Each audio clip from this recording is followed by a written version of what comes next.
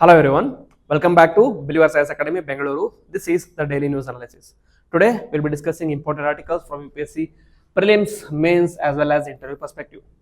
So the first article for 8th August 2025 is from the front page, not the front page, from the science page of the Hindu, which talks about the groundwater contamination and chronic illness in India.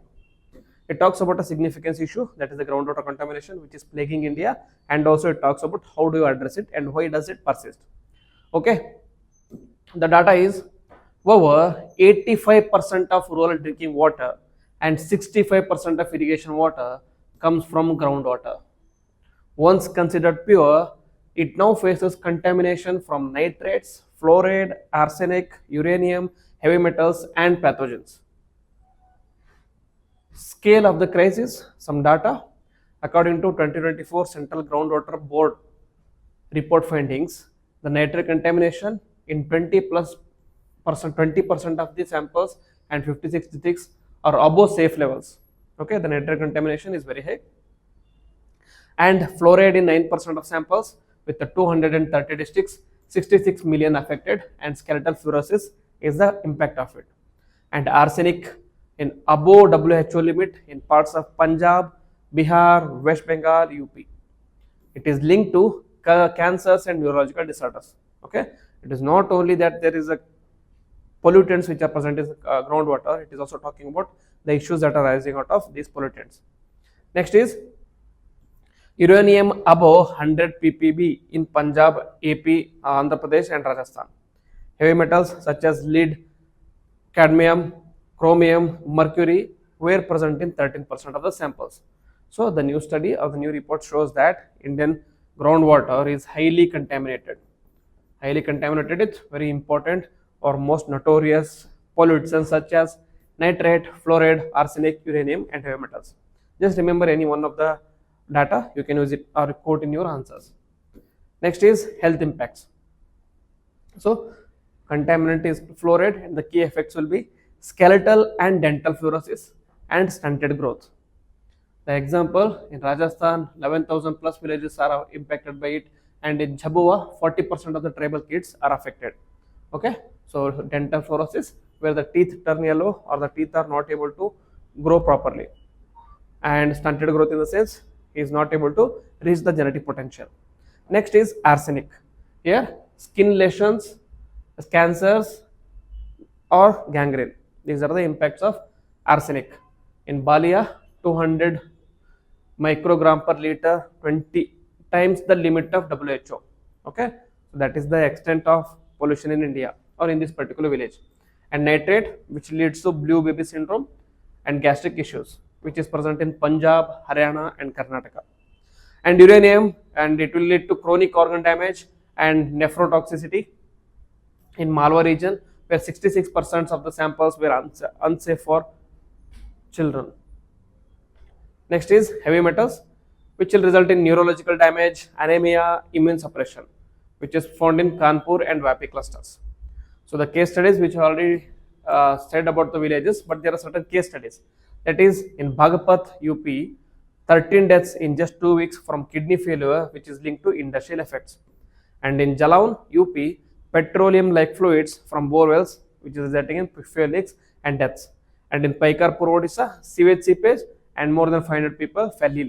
Okay, so it is a very rising and very concerning issue in Indian groundwater. So it has to be addressed. Before that, why does the crisis persist? Okay, why does once pure groundwater is turning into pollutant? It is turning into pollutions. It is turning into toxicity as well. Institutional fragmentation, that is Central Groundwater Board and Central Pollution Control Board, State Pollution Control Board and Ministry of Jal Shakti are working in silos. There is no coordination between the different organizations. And then there is weak legal coverage, that is Water Act of 1971 doesn't talk about 1974 doesn't talk about groundwater pollution at all. So it doesn't address groundwater pollution. And then the poor enforcement, that is minimal penalties, lax compliance for industries, and then the no real-time public data, late detection after the health damage occurs. So here most of the times they go for the cure rather than prevention. Okay, you do not know how polluted the water is until and unless people get injured or people get diseases or some people die. Until then, you do not get any data related to pollutions, pollutants, and then over extraction concentrates geogenic toxins and increases salinity. Okay, because of all these things, the like crisis passes. So one of the other reason which can be given here is shale extraction, the shale gas. Okay, for shale gas you have to go for hydraulic pressurized. Okay, hydraulic pressurized water has to be sent inside the earth and this shale gas is present below the groundwater. While doing this process, because of some lack of issues and because of some breakdown of this hydraulic pressure, it might lead to contamination of groundwater. That is why despite having more than 20% of the reserves in shale gas, India is still not going completely towards shale gas, but we can go for it in the future. Next, so way forward, how do you address this? One is National Groundwater Pollution Control Framework with the statutory central groundwater board powers and real-time monitoring and public health integration, that is more focusing on early warning systems and targeted remediation, that is defluoridation plants, arsenic safe zones, and industrial effluent reforms, that is zero liquid discharge enforcement has to be done, and it should not be just done in letter, it should be done in spirit as well. And then wastewater reuse and rural sanitation upgrades, and then community-led aquifer protection under Jal Jeevan Mission 2.0. Okay, so the groundwater pollution is a very significant issue, not only because of the environmental effect, but also because of the health effect it has. So it has to be addressed holistically. Second article, it is about an editorial. It talks about the recent ICJ advisory on the climate. So World Court's advisory opinion on climate change boost to climate action. So the context here is the International Court of Justice recently delivered a landmark opinion on states' legal obligations concerning the climate change. Though the legal obligations are not binding on the countries, it serves as a authoritative interpretations of international law and creates international political pressure. Okay, so for example, recently UK handed over the Chagos Islands back to Mauritius after ICJ advisory opinion. Though the opinion is advisory, it serves as a major authoritative interpretations which can be used by local courts or which can be used by national courts as well. Next, so what are the key rulings and the clarifications? That the court ruled that states have binding obligations, that is they have duty to protect the climate system under the climate treaties plus general international law, and they cannot ignore these obligations despite political or economic considerations. Doesn't matter what political and economic considerations are, it is your duty that you are going to take care of the climate system around your country. Next is integration of climate treaties and science. UNFCCC, Kyoto Protocol and Paris Agreement interpreted together with best available science. They have to be interpreted together. That is what ICJ did in this case. That is 1.5 degrees Celsius deemed the relevant target and not just well below 2.2 degrees Celsius.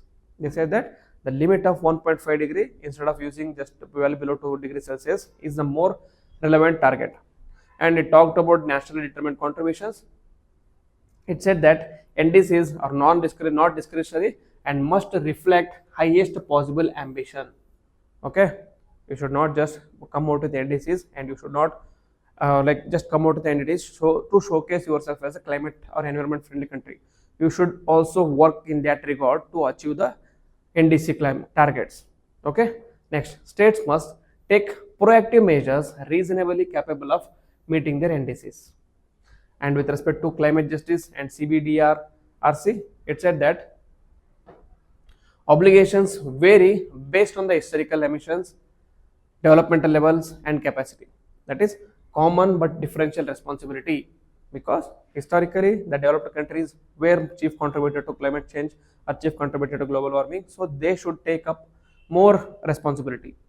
However, the sad truth is the developed countries are not taking the responsibility and they are escaping their other responsibility now. Next, developed nations have legally binding obligations to provide finance and technology transfer for mitigation and adoption. This was given in the Paris Climate Agreement of 2015, where the developed countries agreed to provide $1 billion for climate action every year, but this hasn't been met completely. And recently, in the new accord, it says that there are at least 3 trillion, 1.3 trillion, sorry, $1.3 trillion is the every year's climate action, climate loss, etc., related to climate change. However, we were able to raise only 300 billion.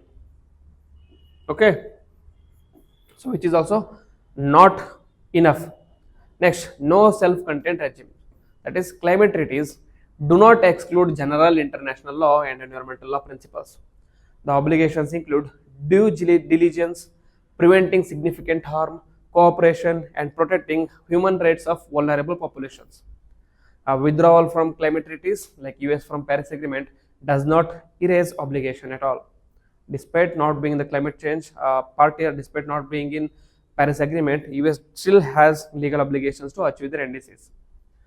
Causation and responsibility, that is scientifically possible to estimate each state's contribution to global emissions, where you will account for historical as well as current accounts, and then allows for accountability even without direct one-to-one proof of harm.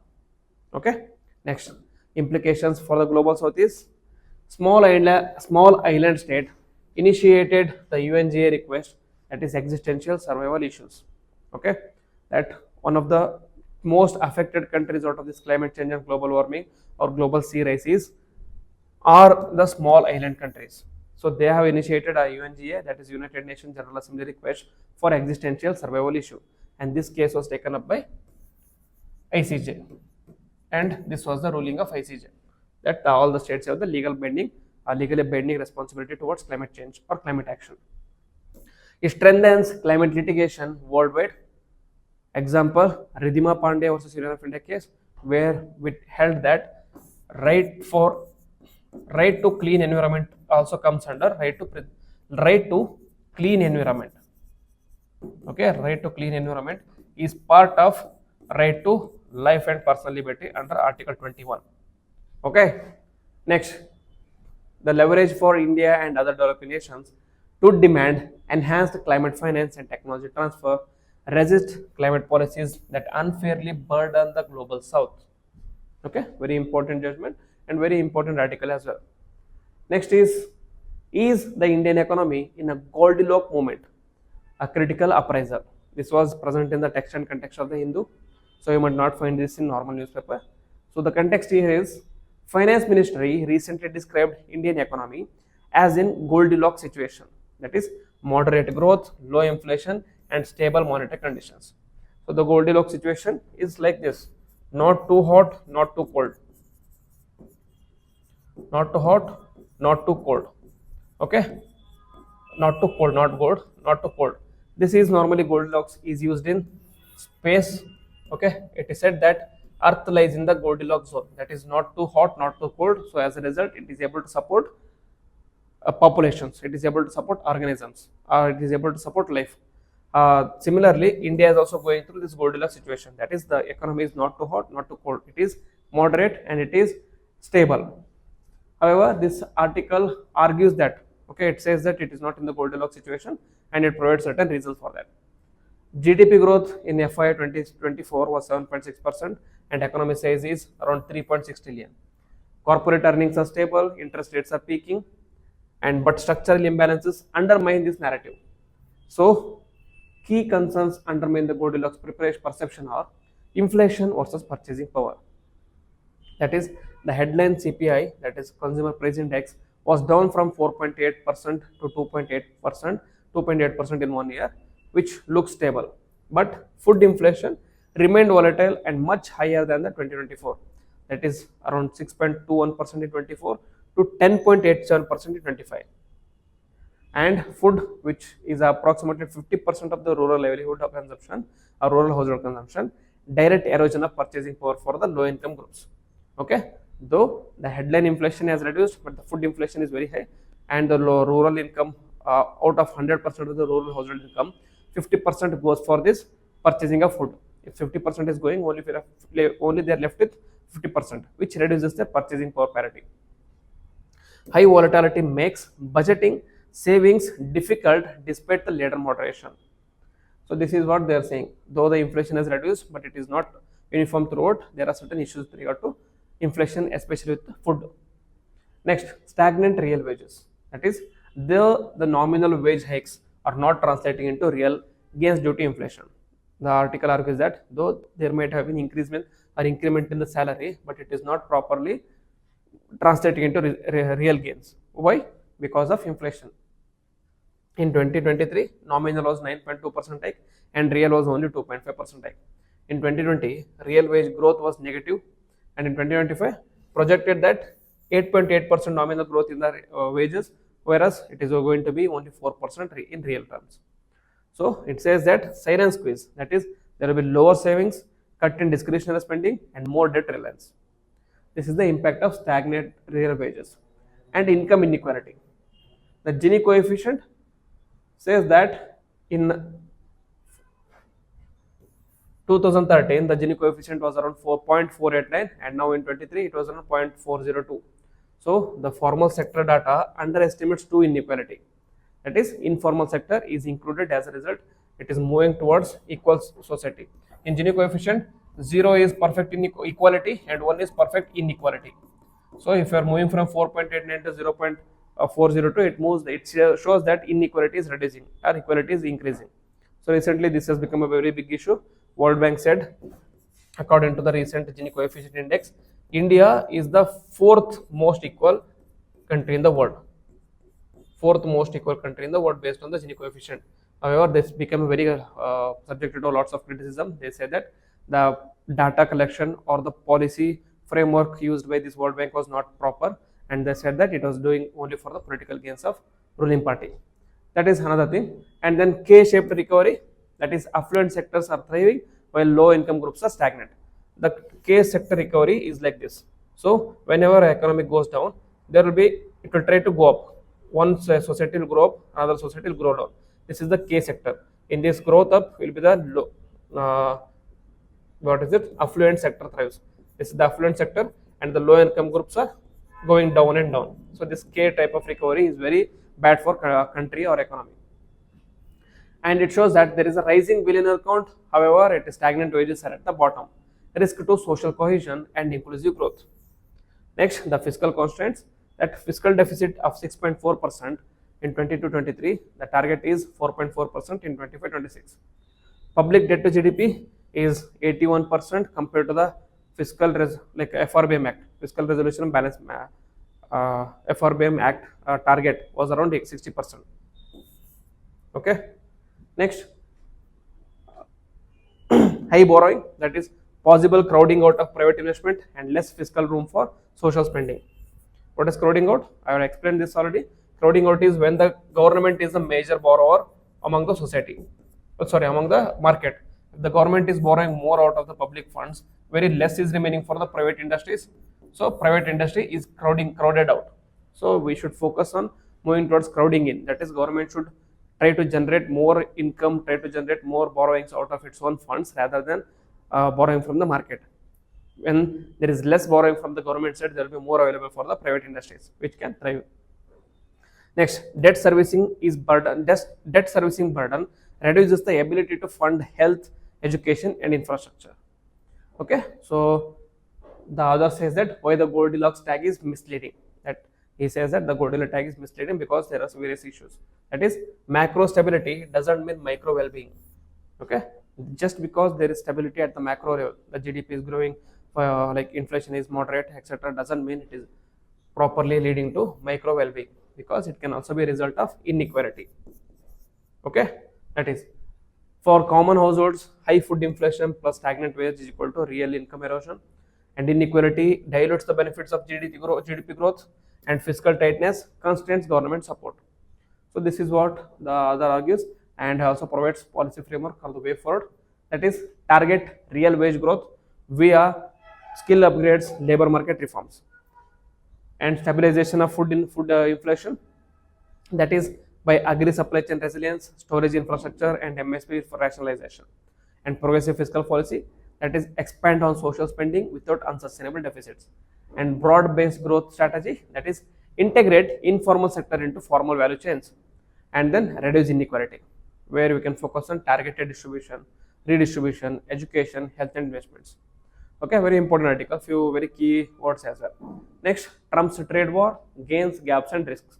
There was another article which dealt about the recent move by the Trump to leave a 25% tariffs on India and increase it to 50% later. And they talk that Trump's trade war is not only leading to gains, it is also resulting in risks as well. So we'll discuss. Since returning to office in 2025 January, Trump has escalated US tariffs to 17 to 19%, which is the highest in century, or 2.5% on the inauguration day. Objective is secure trade concessions, reduce trade deficit and strengthen domestic industry. Perceived wins that, according to Trump, it results in concessions secured, that is, framework deals with European Union, Japan, UK, South Korea, Vietnam, Indonesia, Pakistan, and Philippines, where the tariffs are 10 to 20%. And together with China, 30% levy, it covers 54% of the trade flows. Okay, and then trade deficit shrinkage, that is, overall trade deficit was down by 16%, and China deficit smallest in 21 years. So according to them, or according to Trump and Trump supporter, this is a win situation. And no large scale retaliation, that is, partners are avoiding major counter tariffs and limited escalation so far. And political signaling, that is, it demonstrates US willingness to reshape global trade rules and extract bilateral concessions. Okay, so these are some of the perceived wins by the Donald Trump and its supporters. And the major risks and hurdles are inflation and growth impact, that is, higher tariff risks, rising consumer prices, slowing demand and affecting jobs. So recently there was a protest in America where people are protesting against Trump and its government because the prices are going up and the inflation is going high. American consumers are resilient so far, but early signs of slowdown are there. And then enforcement deficit, that is, large investment pledges, that is, example, Japan pledged around 550 billion and European Union pledged around 600 billion, lack clear monitoring mechanisms. And then mercurial tariff policy, that is, sudden hikes, for example, India 25% or 50% of Russian oil imports, and Brazil and Switzerland over political issues create uncertainty for investors. And then legal uncertainty, that is, courts are reviewing Trump's use of 1977 International Emergency Economic Powers Act historically for sanctions and not for tariffs. So we have to see what the court is going to see. Court will see whether they can raise tariffs under this act or not. Next is Supreme Court decision likely, adverse ruling could void key tariff measures. We have to wait and see. And then partial scope, only 40% of the trade flows are under formalities and rest are under the unilateral action. So long-term stability is uncertain.